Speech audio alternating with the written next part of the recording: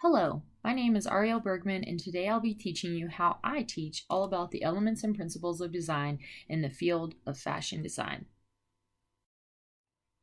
In this unit, students will be able to identify, apply, and evaluate the use of elements and principles of design in apparel design.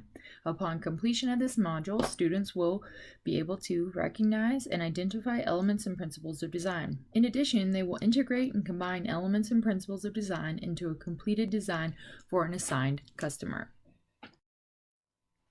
When creating this unit, I analyzed my audience to start planning the unit. The unit was designed for high school students grades 9 through 12, 80% female and 20% male.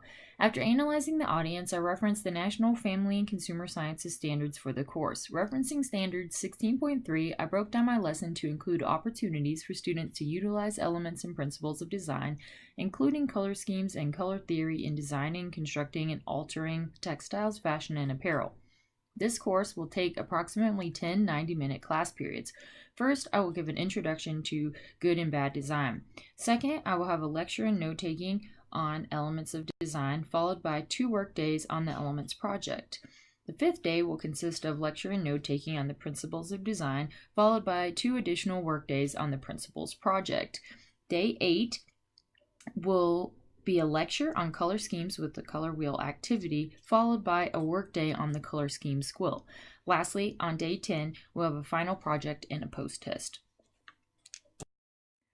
Tools needed for this course are as follows: presentation materials such as Microsoft PowerPoint and projector, magazines, paper, glue, and students also have the addition to complete some assignments digitally using computers and Google Slides.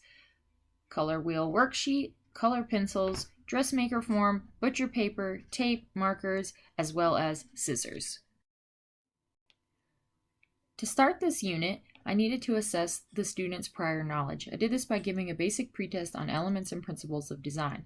Next, I wanted to test their knowledge in hands-on discussion activity. I provided various examples of fashion design. As a class, we discuss what makes design good and bad and why. To the right of this slide, you can see the breakdown of assignments, starting with the pretest.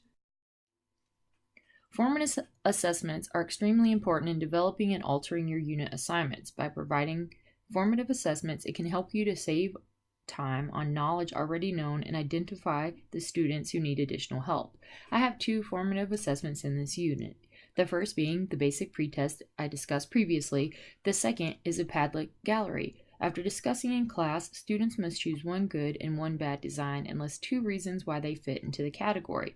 They must post these in a Padlet-style gallery as seen on screen for the entire class to see. Students will then comment on 3 sets of images to practice online communication and collaboration. This will help me to identify what they know, how well they apply that knowledge, and I will also be able to identify current communication skills the students possess.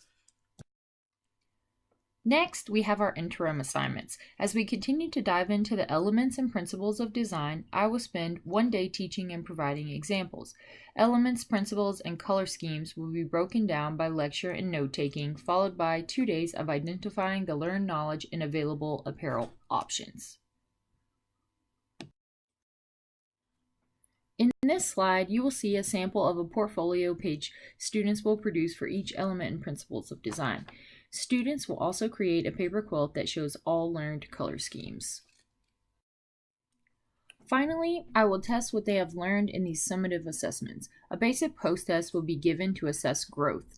Next up, I will assign students into groups. Each group will receive a customer to design for. They will also use paper, tape, and scissors to drape an original design for their assigned customer. They will collaborate with their group members to create a design that fulfills all the needs of their customer.